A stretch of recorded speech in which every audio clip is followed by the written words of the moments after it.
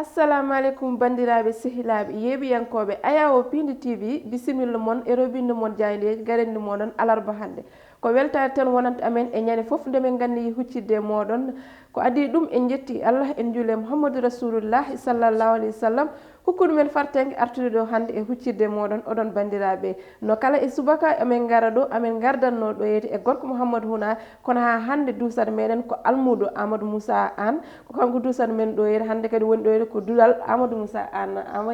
Moussa Nia jam walema ko noon tigui dudal Amadou Moussa almuɓe tigui goni ɗo bandiraɓe yeeɓiyankoɓe aya hoɓrede Pini TV tewateɓe nder e bowal leydi kala min mbi so tawi jaam toon fini toon ko aadi bile aadi salade aada ɓuuri firtude aadi addude ɗo robinde jayndeji e habru noon tigui wonko jayndeji leydi Sénégal piniri ko noon tigui no wi noon ni gonɗon yiiɗo ko Amadou Moussa kono ha joni foof ko gotum saabu halmudo makko ɗo gui woni ɗo wadde ko Amadou Moussa tigui woni ɗo jerama ndongo mi salmini dennagal yeeɓiyankoɓe Pini TV a salmitama Moussa Nia e ko wiide moon tan Amadou Moussa Anne nani e jaam mo tawtu men ɗo joni so Allah lamɗo jaaɓi Moussa Nia ko ɓuuri temtude hande e jayndeji ɗi ko noon tigui jayndeji leydi Sénégal yogue mabɓe garti tigui oɗon mesure walla mbiyen promulgation mesure e état d'urgence mo ganduɗa hoore leydi ndi itti ɗum ko wona ɗum ko kayya natal JC en ɓuuri artude e nder jayndeji leydi Sénégal ganduɗa on waali jamma mum gadano e nder dumbirɗo caggal nde fa junggo ko wona ɗum ko jaynenkoɓe leydi Sénégal ha joni goppani caggal oɗon Ousmane Sonko caggal nde juge d'instructeur Samba Sall waɗi ordonnance de non lieu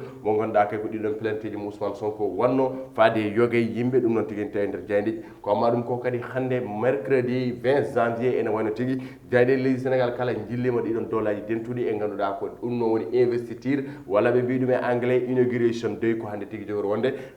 Dieynaba ɗum ne ɓuuri tawede nder jayɗe leydi Sénégal o suba udditita ko jayde Le Soleil noon tigui guendir nde ari koye natal lamtoro Bourguédé Macky Sall ene wayno oɗon état d'urgence ɓe mbi ko la loi élargie ene wayno noon ko hanke tigui oɗon loi waɗa promulgué oɗon loi noon o wayli ɗum caggal kay e jokkude oɗon couvre feu kene abbo tigui e balɗe jeetati ene wayno noon hoorejo leydi ndi itti tigui oɗon état d'urgence e ɗeɗon diwanuji Thiès joni kay heddi ko gestion des catastrophes naturelles et sanitaire ko ɗum noon tigui heddi e leydi Sénégal ko amma ɗum ko ɓe garti ha joni e mesure barrière ɗi ganduɗa kay ko gonani à l'épreuve to Yarakh wini ko jeynenkoɓe Le Soleil ɓe kolliti tigui e nder ñalawma goto manam 24 heures leydi Sénégal wasi kina tolno yimɓe sappo wasɓe pitali mumen ɗum saabi limore wasɓe pitali mumen leydi Sénégal yettima temedde joyyi e capantati e jeegom manam 536 ko waɗa ɗum ko ɓe mbi ko l'historique la symbolique le déroulement d'un cérémonial woni investiture Joe Biden 46e président des États-Unis woni président mo ganduɗa ko capannayyi e jeegom miijo dowlaji dentuɗi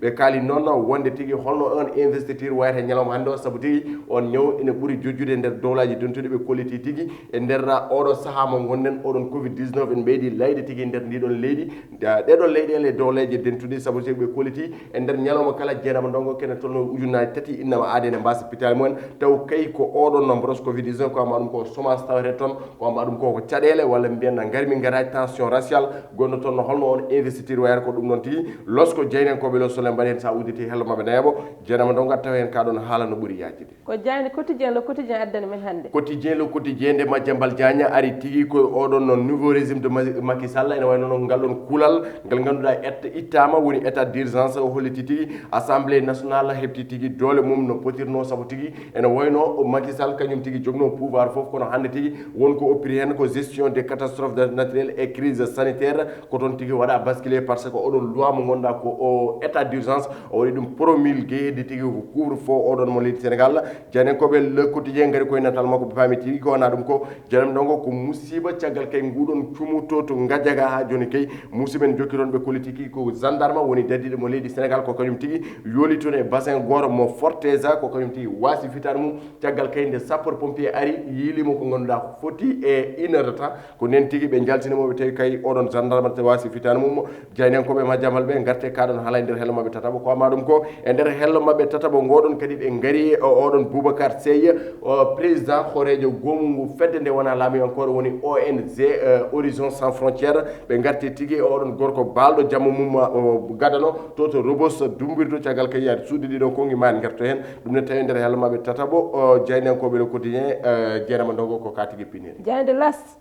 lassa ari tigi e Sénégal wondude kay ɓe kolliti leydi Sénégal ko ɗiɗiɓiri e nder dunde Afrique ɓurni tigi wase pitali e nder oɗon Covid-19 nombre de décès liés à la Covid-19 le Sénégal deuxième en Afrique de l'Ouest leydi ɗiɗiɓiri e nder Afrique banggue hirnague tigi ko ganduɗa ko leydi Sénégal e wiide docteur Ibou Guissé mo ganduɗa mo tawi to Seneps o wi ko so tawi capanɗe jeetati kala temedere jeɗɗa ɓeɓe ɓesdu leydi Sénégal so ɓornima masque ono haarini ene mbawi tigi enen diwten oɗon mboros Covid-19 ko kongi makko tigi tawete e nder hello jeeɗi mo ndeɗo jayde las ko ma ɗum ko ɓe garti oɗon Ousmane Sonko incarcération de Boubacar Seye Sonko répercé mo e défi le procureur Ousmane Sonko suuti kongi haali dummugol Boubacar Seye holko haali fade on procureur kadi o tentini e ɗiɗon kongi sa udditi hello tataɓo ma fam tigi honko Ousmane Sonko haali wona ɗum ko ɓe gaari e natal oɗon gorko gonɗo lomto oɗon Donald Trump woni capanɗe 4 hoorejo dewlaji dentuɗi woni tigi Joe Biden hande tigi woni investiture hande tigi o foti huccodirde ɓesgu États-Unis gam kayya tentini tigi laamu makko woni investiture kamɓe tigi mbiya ɗum immigration day Dieynaba Ndongo ko jayde las ko ka tigi finiri ko jayde Vox Populi nayori hande Vox Populi wi au mois de couvre-feu renouvelable à Dakar et Thiès ha joni tigi ɓe garti koye gonko oɗon couvre-feu caggal kayya nde ganduɗa jokkama ɗo e nder leydi Sénégal kono kayya jokkama tigi e nder diwan mo Thiès diwan mo Dakar ɓe kolliti tigi ko mise en œuvre natgol oɗon loi mo ganduɗa 2021-18 ko hanki tigi on loi waɗa promulgué ittude tigi la gestion des catastrophes naturelles et crise sanitaire kono kay ittude oɗon état d'urgence ha joni noon ɓe garti oɗon Seydou Gueye porte-parole président ko kanko tigi simti kana haala o wi nous ne sommes plus en état d'urgence ko kanko tigi tentini kaɗon haala kongi hoorejo leydi Sénégal kanko woni jagorɗo ganduɗa ko kalfinaɗo konngol to présidence woni ministre porte-parole du gouvernement Seydou Gueye kongi makko ne tawi nder ndeɗo jayde Vox Pop ko wona ɗum ko kay ɓe goppani caggal natal kono kay e kongi walla mbiyana haala faade oɗon suko debbo mo ganduɗa ko meilleur élève du concours général 2018 du Sénégal woni tigi on paami ko jaari so paljirnoɗo to leydi France ɓe kolliti tigi jaari ine jaam e cellal jaari tigi ne selli jaari so don de ces nouvelles via un ami proche e wiide kay sehil makko ɓattiɗomo jaari ene wuuri ene selli o wi ko yimɓeɓe yo goppu jaari yeeda hay goto to haaltu haala jaari o ɗum ne tawi nder hello mabɓe ɗiɗaɓo ko ni kongi o suuti kono mi sikku janam ɗon en mbawa wasde haalde haala jaari ko amma ɗum ko e nder hello mabɓe tataɓo kamɓe jeynenkoɓe Vox Populi ɓe gaari e oɗon conteneur janɗo to yofo tongor mo gonduɗa kay yani koye handicapé gañi ɗum gañande musne e nder hello mabɓe tataɓo kamɓe kay ɓe garti hen ɓe garti tigi e oɗon gendarme juuli to gajaka ene wayno koye nder bassin tigi toon to ganduɗa o natine dispositif sécurité ko ndenti dispositif sécurité e nguɗon cumo wonnogo toon kamɓe jaano gam ndenka e ɗiɗon nokkuji ene wayno tigi kanko oɗon gendarme wona nguɗon cumo kono kay ko oɗon bassin ndiyam mo ganduɗa ko waɗanoma toon comme no mbalka ko hen tigi o naari hen o yooli nde sapeur pompier en garata jaltindemo tan ko gasanno gasi on gendarme yalti aduna ɗum ne tawe e nder jayde Vox Populi kono kay e nder hello mabɓe ɗiɗaɓo Dieynaba Ndongo jayde les échos ɓe gaari tigi ko la mise en science va bien la mise en science va bien woni tigi oɗon debbo mo ganduɗa ko jaari so ɓe kolliti tigi yaadu makko ko wonno tigi koye belaɗe makko ene wiide jeynenkoɓe les échos elle a fait le choix de partir dans son livre hol livre mo windino l'héroïne Aline disait vouloir fouiller au pied tous les interdits yidde yaade e nokkuji kala taw kay alda hay nokku alnama paddal wadde mbiyanna hol ha joni jaari holto etti ɗiɗon kongi walla mbiyanna holto ñembi oɗon alhaali wadde mbiyanna so loskama walla mbiyana e losko jeynenkoɓe les échos ma fam ɗum tigui ɗum ne tawi nder hello mabɓe tataɓa ko ma ɗum ko jeynenkoɓe les échos goraki on fanno dawrugol arde e natal oɗon juge Samba Sall yaadude oɗon horejo Pastef woni Ousmane Sonko le doyen de juge debbout Ousmane Sonko ala haali ɗiɗon plainte aji ɗi Ousmane Sonko wanno faade wone yimɓe ene wayno noon oɗon juge Samba Sall holiti tigui a yeedani e goɗon miijo walla mbiyanna yarani tigui ɗiɗon plainte aji saabi tigui o waɗi ɗum rejeté Ousmane Sonko n'a pas subi de préjudice ni direct ni personnel il n'y a aucune qualité à agir wadde wini ko juge Samba Sall kongi makko en tawi nder hello jeeɓo ndeɗon jayde les échos ha joni noon kana haala ene jokki oɗon fanno dawrugol yantude oɗon juge Samba Sall hakkude Sonko e Samba Sall ene jokki ha joni saabu Sonko holliti tigui oppirani noon kaɗon haala jayde libération ko kan tigui ɓe gardi kamɓe jeynenkoɓe libération alhaali ɗi ganduɗa ko 94,177 milliards de francs CFA manam capanɗe jeenayyi milliards piccalla temedere capanɗe jeeɗiɗi copareji men CFA ɓe kolliti tigui ko plainte taji oɗon alhaali saabi tigi Ousmane Sonko waɗi plainte faade woni yimɓe ko wayno tigi oɗon ganduɗa ko leader Pastef Mamoudou Diallo Maysa Diaye Tahirou Sarr e woɗɓe o waɗin tigi ganduɗa kay ko wasde ɗumen rewnude alhaali denier public ganduɗa ko koppereje laamu walla mbiyen koppereje leydi ngaɗu leydi Sénégal wasde ɗum rewnude lawol ɗum tigi saabino Sonko waɗi plainte faade mabɓe kono tigi oɗon juge mo ganduɗa ko Samba Sall wi ko ordonnance ɗo ɗon liyo kaɗon haala firtima ɓeɗon tigi ko tuma wonno Ousmane Sonko fayi dow koye mumen kono ala ko laati hen jaynenkoɓe libération ko los ko yañgo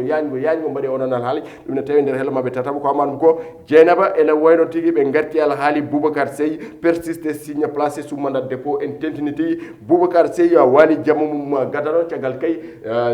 division de recherche section de recherche mo Colobane jaguimo e losko ene wayno tigi o ɓenni to Dumbourdu Rebeuss ɗum ne tawi tigi e nder hello mabɓe tataɓa kamɓe jeynenkoɓe libération l'observateur jeynenkoɓe Youssou Ndour ɓe garti tigi koye landaji politique tawete ɗo e nder leydi Sénégal ɓe mbi koliti tigi ɓen ene gona caɗele kono kay ene goni tigi e danger ɓe mbi les trois énormes conséquences ene wayno holko fotata wonde ñentude walla mbiyen gartama wone gueɗe e nder données personnel mabɓe saabu tigi Pastef e rewmi alhaali WhatsApp ganduɗa kay ko sirluji mabɓe ene hen ko confidentialité ji ni ɗum ko losko yani ko jeyne ko mari yadude natal ndamal Kajoor natal oɗon biyeteɗo Abdou Karim Wade kono kay e Ousmane Sonko ko nanum ko ɓe garti e couvre-feu ganduɗa kay ko hol ɓesgu leydi Sénégal saɗanoɓe ɗo tigi wadde couvre-feu jeeykoto to Banjul lamorgo leydi Gambie la nouvelle piste de danse des fêtards sénégalais caggal kay wasdeɓe jogade possibilité yuɓɓinde ɗo ko ganduɗa ko ɗum ɗo nayak club walla ɓe nayak parti soirée ji mabɓe dansan koto to leydi Gambie ɓe jeehi yuɓɓinoye ɗum sénégalais ji tigi ɓe kolliti yidde mabɓe e bégue walla mbiyen yidde mabɓe nosso ɗum ɗon tigi laatimo gonga ɗum ne tawi nder hello jeenayo ndeɗon jayde l'observateur ɓe garti tigi e interview walla mbiyen interview de vérité de Émile Bakhoum de la cellule de crise sur la disparition de Diary Sow on gorko arti hen où nous n'avons pas de remontée d'information faisant d'un comportement anormal de Diary Sow jaafoɗon noon o wi ko ala tigi losko ngo mbaɗi o ganduɗa haaɓe tawa tigi ko ñiŋete walla men ko yoɗani e oɗon suuka debbo Diary Sow ɗum ne tawi nder hello mabɓe nayaɓo ko amma ɗum ko e fannu football jeynenkoɓe l'observateur garti hen e wadde losko e ɓeɗon ɓe ganduɗa ko jour uji fettoɓe ɓesgu leydi Sénégal waɗɗoɓe jalore waɗɗe kay golle payɗune taw kañumen foof gummi ko ganduɗa ko toto Casamance ko losko mbaɗi hen ɗum ne tawi nder jayde fettin média nde oɗo subaka jayde stade ko noon tigui ari kay natal gorko mo leydi Portugal woni CR7 jokkude wadde golle payde nde to toon ganduɗa ko leydi Italie hono Seria ko kolgal ɗon potitalla hakkude makko oɗon ɓiɗɗo leydi Sénégal moɓe gowide bafal jamdi gorko mo ganno on paami tigui ko Kalidou Koulibaly ko kamɓe tigui jogori huccodirde hande ene wayno noon super coupe ko sanga waktuji nogas ɗi paani haydara hakkude tigui Juventus e Napoli mo Kalidou Koulibaly ɓe mbi ko retrouvaille explosif ɓe garti tigi on gardien mo ɓesgu leydi Sénégal petto to leydi France mo ganduɗa ko kañum tigi adduno rena gam lomto Edouard Mendy ene wayno tigi on paami ko Alfred Gomis caggal kay joɗade potiti jeetati o yiyaka walla mbiyen o jeeyaka e oɗon 11 départ mo rena ene wayno ko losko tigi jaynenkoɓe stade mbaɗi hen Dieynaba Ndongo ene wayno tigi ko ɗum ɗo tigi min tonguno walla ɗum ɗo tigi tawte e kelle gadane jayneji leydi Sénégal oɗo subaka ko noon tigi Moussa Niano kala e subaka ko jayde stade uddata jayndeji meɗen kadi sen uddi ngal ɗon damal udditen damal gongal hande ko alarba gaddanten bandiraɓe ɓe ko politique woni dawrugol hande men gartu e awɗon alhaali Boubacar Seye woni Boubacar Seye en jii ko hanki wonno jamma makko idani mo waali toon to Dumbiru toon to section de recherche de Colobane o waali toon ete hanki ko ɗum woni ɗon woni jamma makko idani ko noon ɗum worite o jagga ko guiñƴande 15 lewru janvier nduɗo mo gonɗen e caɗele kopporeje mo haalno mo wiya laamu Sénégal heeɓi ñamde ko Union européen hokkuno ɓesguli Sénégal pour immigration clandestine Moussa Niang ko noon tigi Dieynaba Ndongo ɗum saabi tigi o dumba walla mbiyen ɗum saabi tigi o fawa jungo to bawal laɗegal Blaise Diagne e siftinde tigi oɗon interview walla mbiyen nden jonɗo saga nde hukkitata ɗin konngol wonno ko le 27 octobre 2020 koye mois d' octobre caggal ɗum o yaaɓani nde duunde Europe yaade waɗoyde visite aji makko saabu tigi ko hoorejo ONG ko hoorejo fedde nde ganduɗa wona laamuyankore woni horizon sans frontiére nde o arti to bawal laɗegal Blaise Diagne ko ɗon tigi laamu leydi Sénégal faye makko junngo min arrestation mi wawata hen woɗɗude saabu koppereje ɗe o haalde ene wayno tigi ha joni immigration clandestine ko ene jokki koppereje ɗe haalde ne keewi ko 1.9 millions e koppereje euro so wottama e koppereje CFA ma won milliard uji wadde mbiyen ɗiɗon milliard uji soni mbaɗanoma investi investir immigration clandestine jokara sabu hanki sa ndaari e nder journaux île de Canaries ene tawi toon ganduɗa ko 200 personnes ɓiɗɗo leydi Sénégal ko temedɗiɗi ɓiɗɗo leydi Sénégal ne tawi île de Canaries laana yeehi toon ɓe ganduɗa ko les autorités espagnoles kañumen tigui paabi kaɗon lan laaɗon kaɗon gonno ko 30 personnes e kaɗon laana ene waɗi cuulel ngel ganduɗa yarte koye duuɓi jeenayyi tawi ngel ɗon cuulel nde yettoro toon taw maayi wadde mbiyen ɗalleɗe newan lawol ha joni en jokki mi wiyani ko haali koko hunde foti haalde mais ha joni no jokki saabu sa daari maître Sarr oɗon kuji kidantomo avocat o wi ko article 139 wonko haali hen wadde sa ƴeewi rek wonko jokki ha joni wonko ha ganduɗa ko laaɓani ha joni e oɗon alhaali mi sikku ɗeɗon coopération mbaɗanoma investir hande ha joni ɗalleɗe ndewan lawol jokkata saabu natti haalade walla mbiyen natti yeede no woniri noni oɗon vitesse mais ko ɗanleɗe ndewan lawol jenam ɗon en jokki ha joni ngoɗon losko noon so waɗama ko goomu ngo gonɗa ko ardingu walla horizon sans frontiére arde ardingu ballal e oɗon alhaali mi sikku ɗum noon saabi o sutɗeɗen ko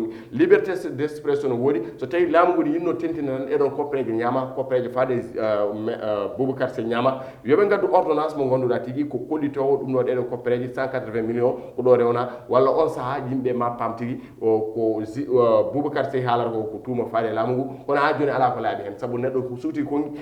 ƴettama hande nawama waɗama mandat de dépôt donc jeeɗama donc min bon ça m'inquiète un peu quoi franchement so tawi tan laamu ngu yinno addude ko preuve wadde prouvé kanko Boubacar Sy woni ko haali ko wodani ɗeɗon koppereje ndewnama lawol no hannirta ni mi sikku ɓe gaddano losko mabɓe yaango taw yimɓe fof ne jiimi hen Boubacar Sy holko haali ko wonno koye ha saktirde RFM wadde ha joni ene jojji rek laamu ngu darto walla mbiyen kamɓe tigui ɓe ƴeewa famodirde beele kay kaɗon haalano wasa wooda wasa yettade woni nokkuji saabu sa daari nguɗon goomu ngo ardi e oɗo saaha kala kañumen kala nenen duha nene gone kay à leurs états gam kay goppitede makko saabu ko wayni heewi addude ko fitnaji mais kay haalde kadi en tuuma laamu wona kay hunde lamde kono so tawi tan Boubacar suuti kongi fade laamu ngu ene wona tigui tan holto baggi quoi ko noon tigui Boubacar Sy ko on gardiɗo horizon sans frontiére en jii o jagganoma ha hande e haala ka nan continue nan haale ko koppereje foti koye 118 milliards woni temedere e sappo e jeetati milliards ko noon koppereje foti mo wiide union européen hokki ɓesgude Sénégal pour immigration clandestine oɗon de caɗele de ustoto kono aɓen kala aɓe mbi kanko ko tuumi ko laamu ngu walla ko wi ko laamu ngu wona hunde yarude noon e laamu ngu ñamani hay koppereje gote ha hande aɓen pawi junggo e dow makko kono noon mataw ko mbi ko rek ndesenen ɓooy wasata ma laaɓoy so Allah lamɗo jaaɓi e bandiraɓe ko noon min mbaynirto moɗon komin mbiye moɗon ko aadi meɗen ko janggo so Allah lawɗo jaaɓi ko adi ɗum en jetti en janni on keɗannoɗo meɗen to caméra to e assistant makko Amadou Touré e Mansour Sow woni on keɗannoɗo men to caméra en jettimo en jannima aadi men ko janggo so weeli Allah.